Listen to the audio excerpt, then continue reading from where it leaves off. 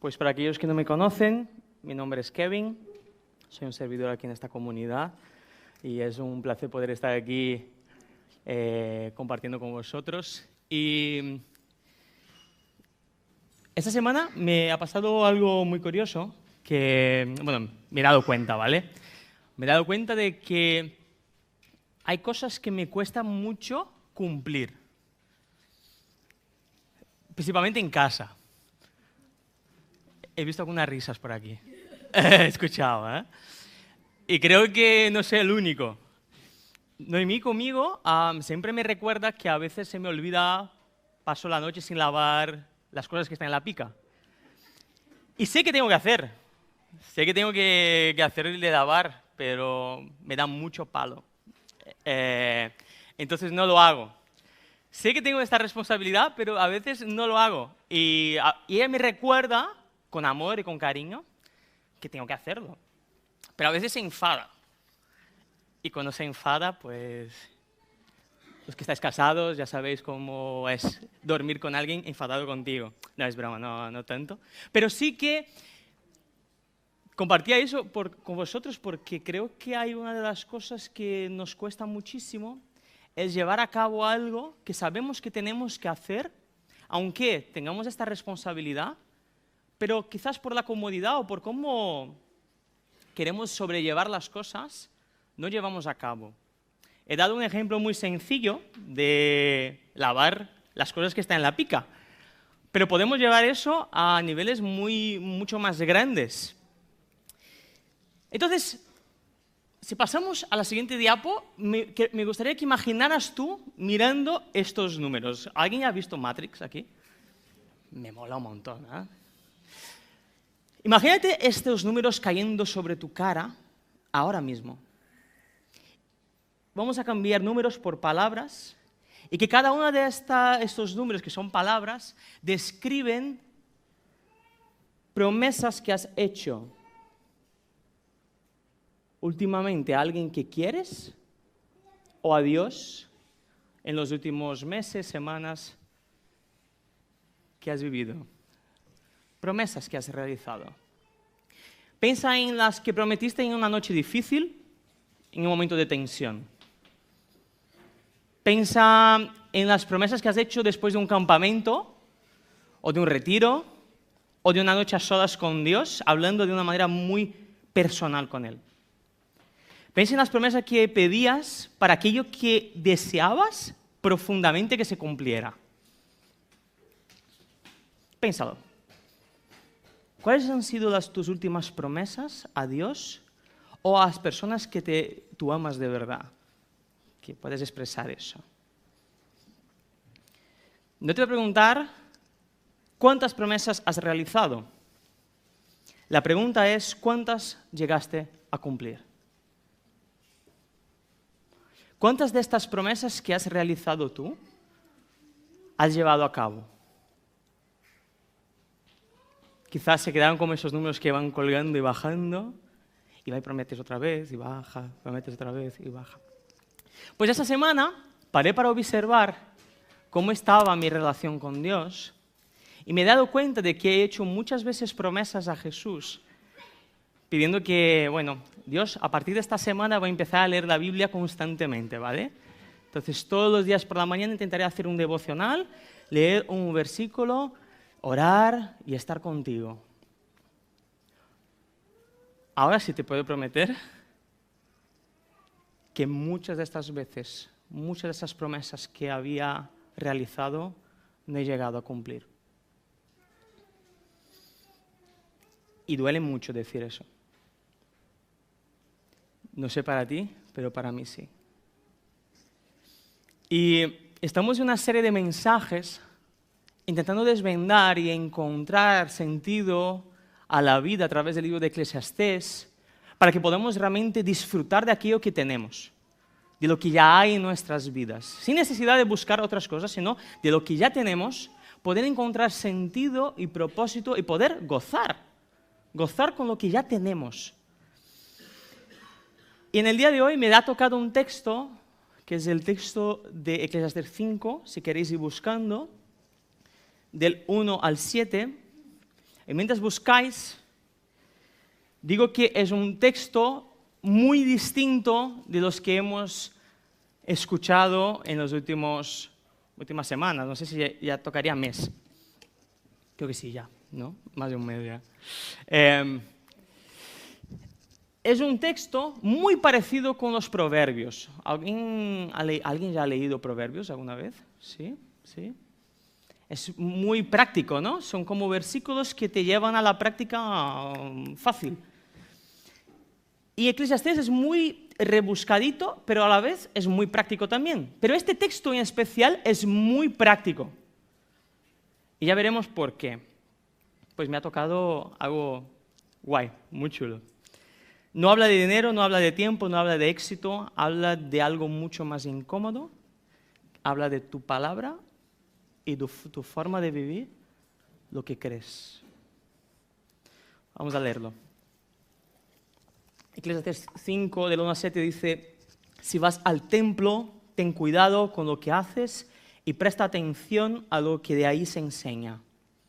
Es mejor obedecer a Dios que ofenderlo presentando ofrendas sin pensar en lo que se hace.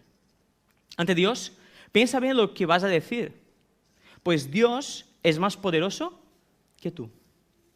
Recuerda que el que mucho se preocupa tiene muchas pesadillas y que el que mucho habla dice muchas tonterías.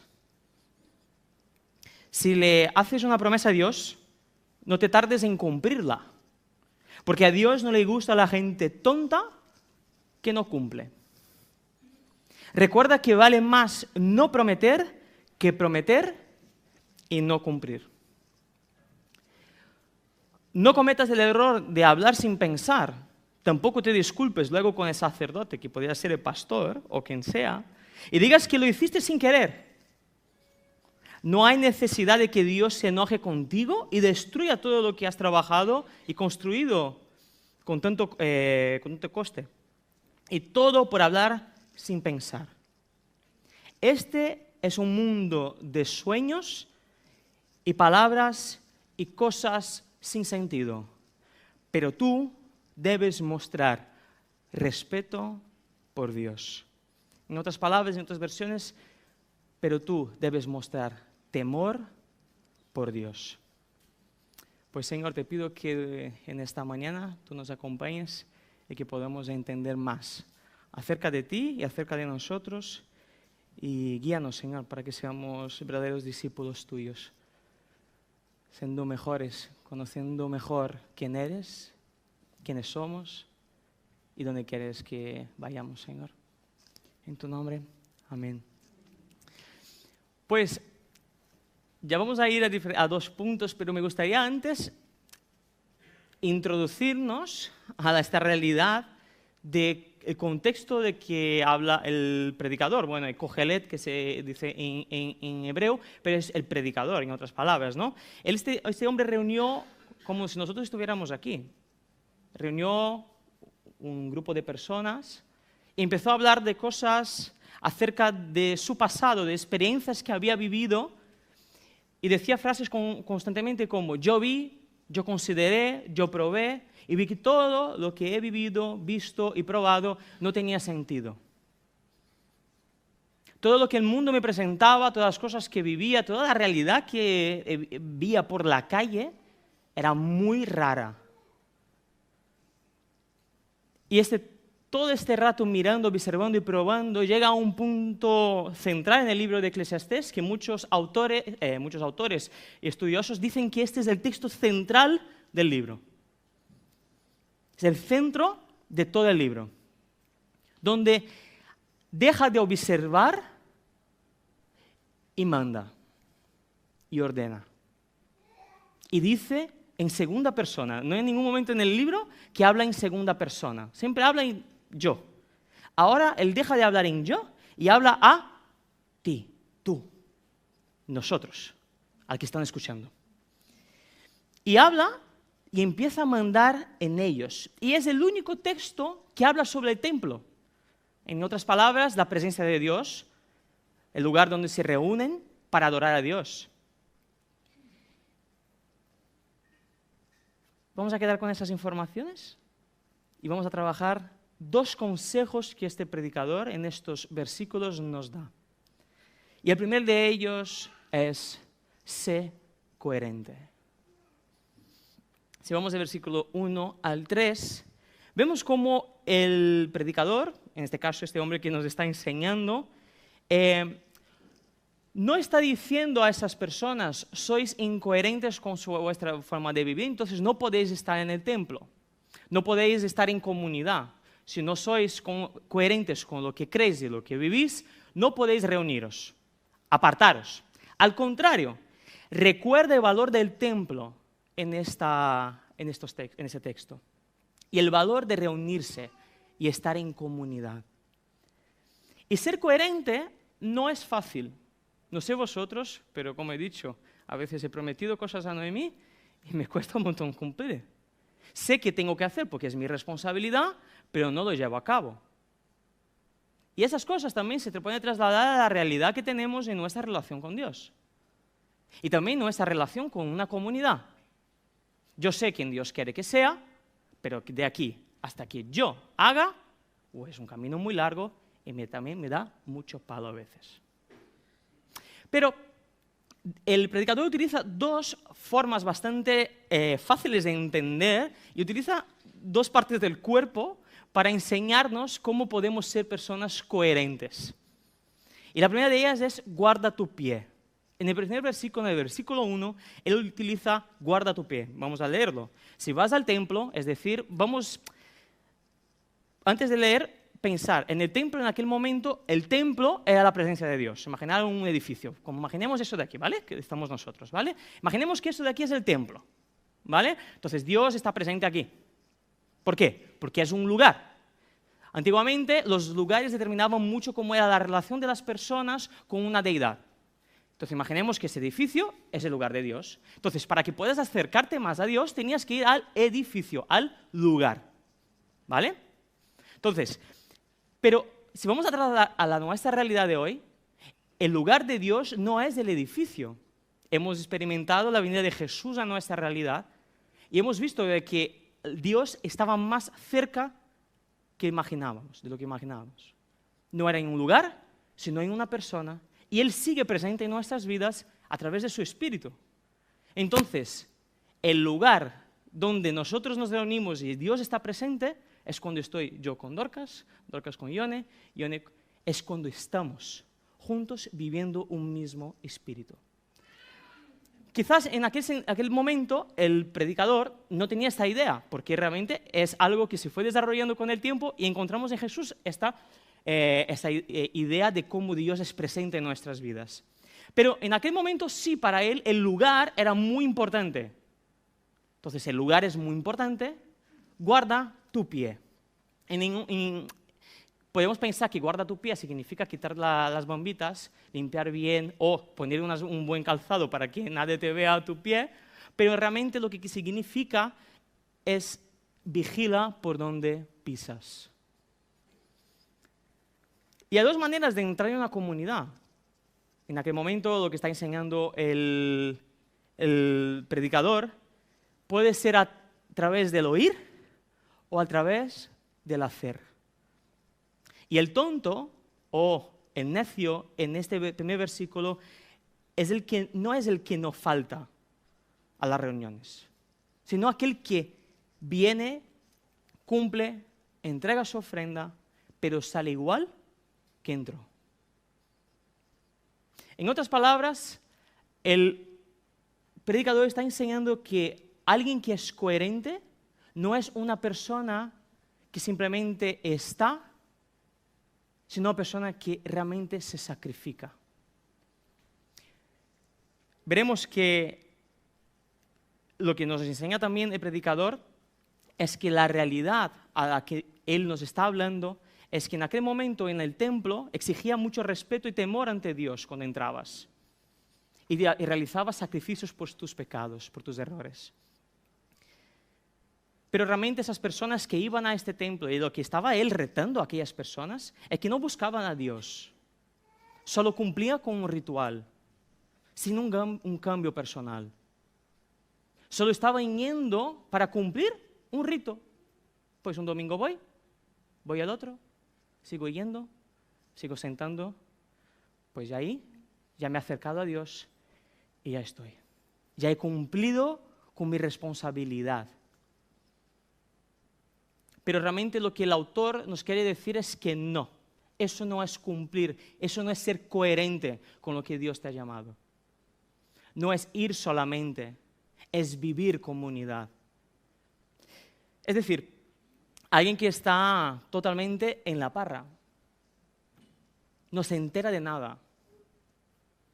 Alguien que le resbala todo, no le importa nada.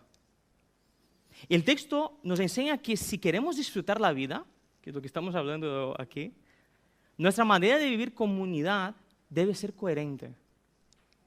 Debo constantemente vigilar mi forma de acercarme a Dios y a las demás personas. Y te doy un ejemplo muy sencillo. Imaginemos un hombre que ha ido a un médico, ¿vale? Creo que ahora va a ser un poco más fácil. Llega al médico, se sienta y al empezar la consulta empieza a describir al médico cómo se estaba sintiendo, cómo está tan mal, cómo las cosas le van tan mal en su vida. Habla hasta de los problemas que tiene con su cuñado. Y empieza a hablar, describir todo lo que siente. Habló que entró en el ChatGPT y descubrió lo que estaba pasando con él. Llega un momento, le toca el teléfono y dice, me tengo que ir. El médico no le dio ni un resultado de lo que le estaba pasando, ni le ha dicho nada. Simplemente estaba hablando, y para él esto era suficiente para sacar de encima todo lo que estaban sintiendo. Quizás eso se parece muchísimo a nuestro acercamiento a una comunidad y a Dios. Nos acercamos a Dios, empezamos a hablar, empezamos a hacer cosas como una forma de ocultar lo que realmente nuestro corazón no quiere, que es dejar con que Dios tome control de él. Empezamos a venir a los domingos simplemente para estar, pero no conozco ni las personas que están a mi alrededor. Solo vengo y no entiendo realmente el propósito de Dios en mi entorno, en las cosas que hago un domingo o en un día cualquiera, porque simplemente quiero yo hablar más que escuchar a Dios. Dice también el predicador en este caso, guarda tu boca en el versículo 2 y 3.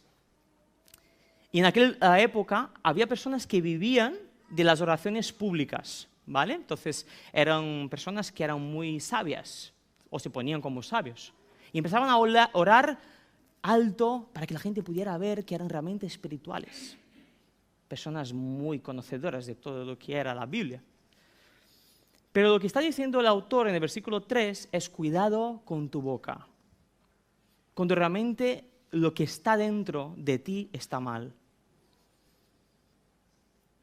Lo que más veo en nuestra realidad hoy es que, bueno, diría que los jóvenes actualmente conocen más músicas que realmente historias bíblicas.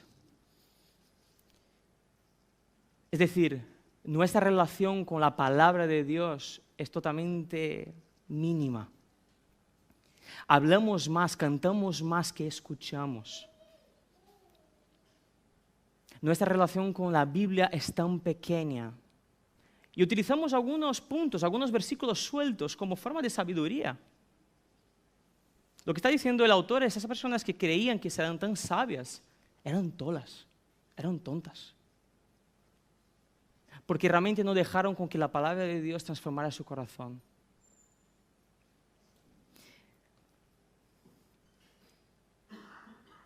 Y te hago una pregunta. Cuando vienes los domingos o cuando te reúnes con otras personas de tu comunidad, ¿vienes con el corazón dispuesto a escuchar a Dios? ¿O solo vienes a cumplir un día más?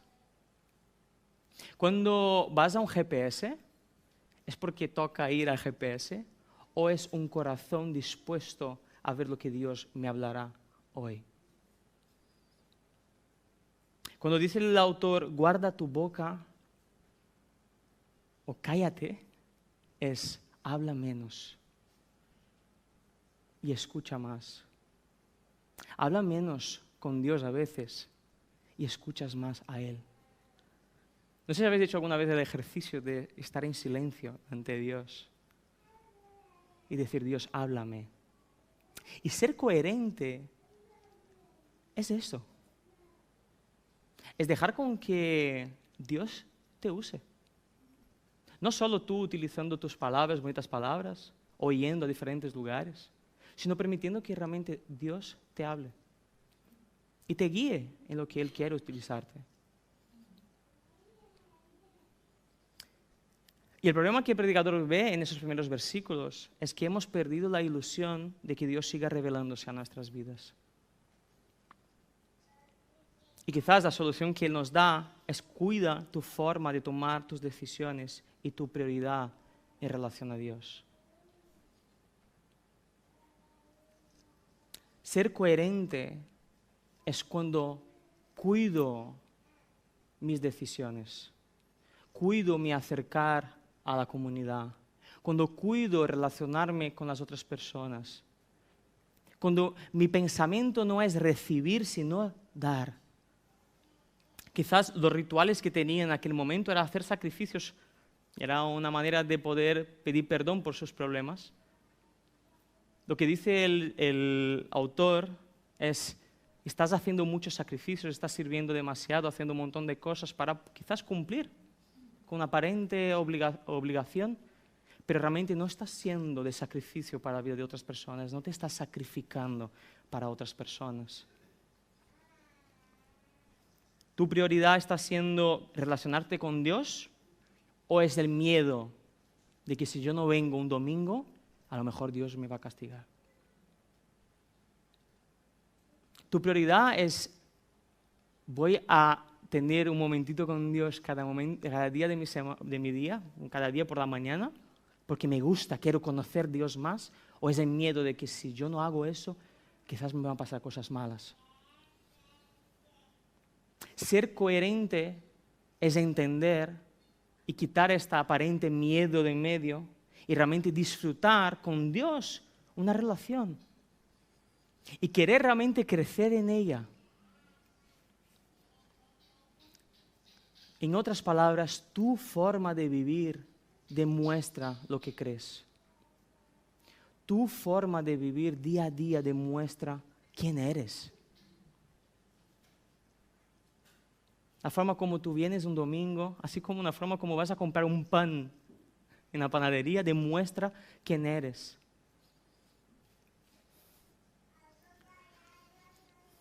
El primer consejo es este, sé coherente. Y el segundo, nos dice el predicador, sé cumplidor.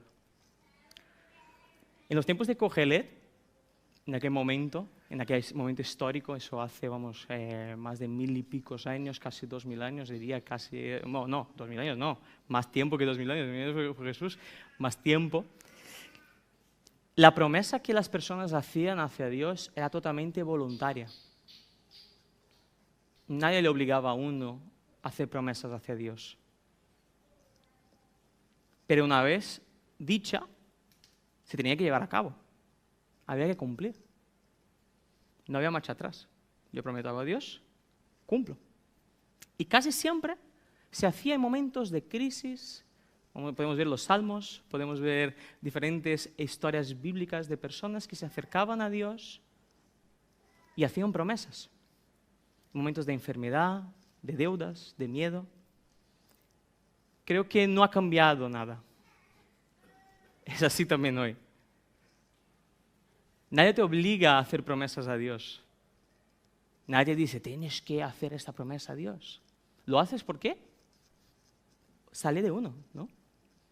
A mí me sale también hacer promesas a Dios y decir, ostras, Dios, quiero llevar eso, quiero hacer eso. Y el predicador manda a los que le escuchaban la conducta de que deben cumplir con lo que prometen. Y principalmente sus promesas hacia Dios. Te doy un ejemplo bastante sencillo, ¿vale? Hay dos tipos de personas en este mundo. Las personas que dicen, te llamo, y las personas que realmente llaman. ¿No? existen el tipo de persona que dice, "Buah, voy a orar por ti", y realmente las personas que sí oran por otras. Todos podemos saber distinguir esas personas, ¿no? Puedes pasar un mes y ya te darás cuenta quién es qué grupo pertenece cada una de esas personas. Pero lo curioso es que si yo te preguntara, ¿a quién te fiarías más? ¿A la persona que dice que te voy a llamar o a la persona que realmente te llama? ¿Quién te fiarías más? A la segunda. ¿Significa que la segunda persona es más espiritual? No necesariamente. Pero es más fiable. Es de fiar. Si me dijo que me cumpliría y realmente lo ha hecho, me fío. Y la fiabilidad es un carácter de Dios. Dentro de quién es Dios, podemos realmente, y te animo a confiar que Dios es de fiar. Y dice en el versículo 6, que es algo bastante incómodo, dice que el que prometió y no cumplió, se defiende diciendo fue un error. Y esta palabra que utiliza, este término, ¿no? Fue un error, en hebreo se dice shegagá, que no es una palabra cualquiera, ¿vale? Es un término técnico del libro de Levítico, de otro libro de las leyes, ¿vale? Que significa pecado involuntario, un error involuntario. Y era la única forma de perdonar a alguien es si alguien cometía un error involuntario. Entonces, lo que está diciendo el predicador en este momento es que tú me estás diciendo que has cometido un error, un pecado involuntario, pero tú sí eres consciente de lo que tienes que hacer. En otras palabras, me estás intentando engañar. Me estás diciendo de que era algo que no sabías, que no podías hacer de otra manera y realmente lo estás haciendo. Estás intentando utilizar un lenguaje para decir, fue un accidente. Y no está confundido, según el predicador, esta persona. Está negociando. Y eso suena así, como para nosotros hoy día, ¿vale? Es que estaba en un momento muy emocional. Por esto he dejado esta comunidad. Es que este momento lo sentí así y ya no hablo más con esta persona. Bueno, tampoco lo prometí en serio. Encima, ¿tengo que pedir perdón? Es decir, yo sé lo que tengo que hacer, pero busco una excusa para no llevarla a cabo, no cumplir. Lo que está diciendo el autor es, si eres uno de estos, lo siento, pero Dios no compra esta excusa. Si sabes realmente lo que tienes que hacer y estás intentando negociar con Dios, lo siento, Dios no compra esa excusa. Y uno de los valores más preciados en nuestra cultura actualmente es que seamos personas auténticas y realmente personas que cumplamos con lo que decimos. Ser realmente de fiar. Y quizás esta frase, ¿no? La confianza da asco. Me escucho mucho, ¿no? Y la pregunta que tengo que hacer es, ¿nosotros como cristianos también tenemos que repetir eso? ¿O tenía que ser distinto? A veces la confianza da asco y como seguidores de Jesús, que tenemos que ser realmente de ejemplo en nuestro entorno, somos totalmente lo contrario. Ya hemos hablado varias veces. Normalmente los evangélicos son tachados como los peores trabajadores, porque la confianza da asco. Porque ponemos nuestros ideales políticos por encima de lo que la palabra de Dios dice. ¿Y qué pasa? Son tachados pues mira, no cumplen con lo que la palabra de Dios dice por delante de sus propios ideales y sentimientos. Hemos dejado con que muchas veces nuestras emociones, sean las malas o buenas, definan cómo cumpliremos o no algo. Y la palabra de Dios, pues mira, se queda aquí de ladito. y yo con mis sentimientos, mis emociones, determinaré si voy a llevar a cabo lo que estoy diciendo o no. Uno de mis mayores enfados a veces son aquellas personas que constantemente están criticando, están diciendo que las cosas no deberían ser llevadas de esta manera, tenían que hacer de otra forma. Dicen que se debería cumplir de otra manera, pero son las que menos ponen la mano en el barro. Son las que menos se arremangan. En otras palabras, aquí en los propios versículos está hablando sobre estas personas, el autor. Las personas que hablan mucho, son buenos enseñando, tienen una boca que enseña y que habla de una manera increíble, pero que no se sacrifican por otras personas, no se sacrifican por la misión de Dios. Cumplen con su deber de estar, pero están totalmente ausentes de la vida de los demás. Son personas que critican a los demás y actúan sin misericordia, pues realmente no encontraron este amor que Dios tiene por ellos. Y el mensaje del predicador es para aquellos que solo viven disfrutando de la vida en su propio ombligo. Cumplo las cosas según lo que siento y lo que creo, pero no cumplo por lo que dice la palabra de Dios. Me da igual lo que a lo mejor me viene por delante, porque yo creo que tienen que ser así las cosas. Pero la palabra de Dios, lo que Dios me enseña, no escucho. Mis oídos están tapados. Y el mensaje de este predicador a esas personas que solo viven de esta manera es que realmente no han sido transformadas en su corazón. No han sido transformadas en su corazón para hacer una restauración en su entorno.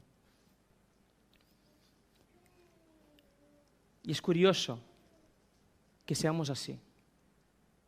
Que seamos personas que nos cuesta tanto ser coherentes con lo que nosotros escuchamos de Dios y llevamos a cabo nuestros haceres diarios. Que nos cueste tanto cumplir con lo que Dios nos ha pedido, de ser agentes de restauración en nuestro entorno. Y es normal. Hay algo aquí dentro de nosotros que nos cuesta muchísimo. Algo llamado pecado, desobediencia. Pero mira qué curioso. El autor en el versículo 7 termina todo con algo muy interesante. Termina con la frase: este es un mundo de sueños y palabras y cosas sin sentido. Es decir, tu corazón está rodeado de todo esto. Pero tú debes mostrar respeto, o en otras palabras, temor por Dios. Y yo agradezco a Dios que el texto acabe así. Porque temer no es tener miedo de Dios, sino reconocer que Dios sabe cómo vivir y orientar tu vida mejor que tú mismo. Si fuera para que tú llevaras la coherencia según tú, o cumplir las cosas según lo que tú crees, wow, de aquí no salimos, ¿eh? Pero lo que dice el autor es: confía en Dios. Permite que Dios guíe tu vida, para que realmente esta coherencia y este cumplir realmente salgan según lo que Él desea. En otras palabras, regresa a tu primer compromiso. Deja que Dios oriente tu vida.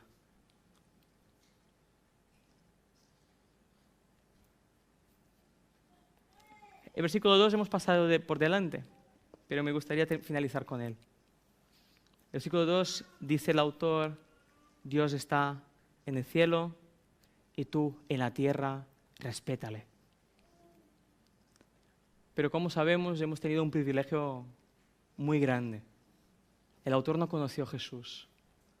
Nosotros sí tenemos el privilegio de conocer sobre su historia.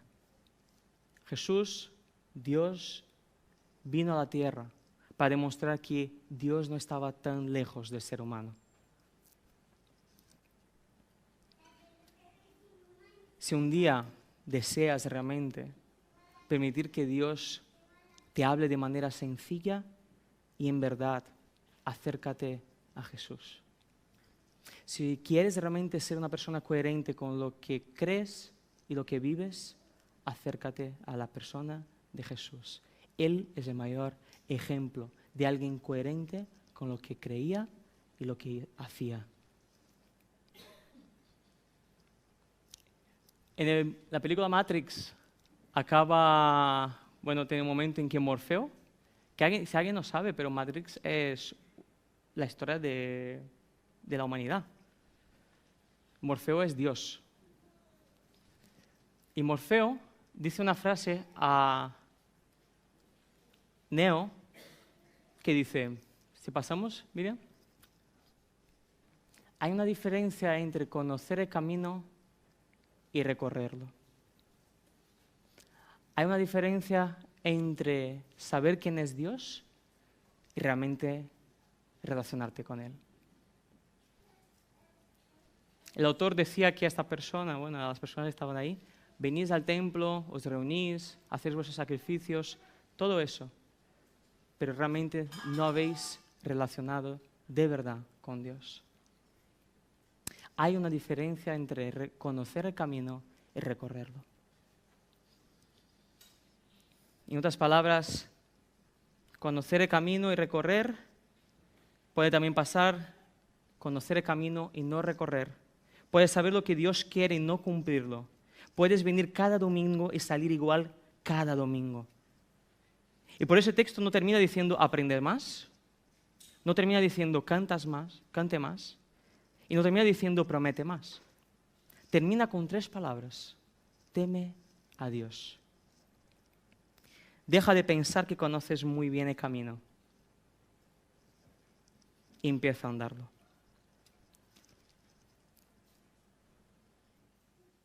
Señor, te queremos agradecer.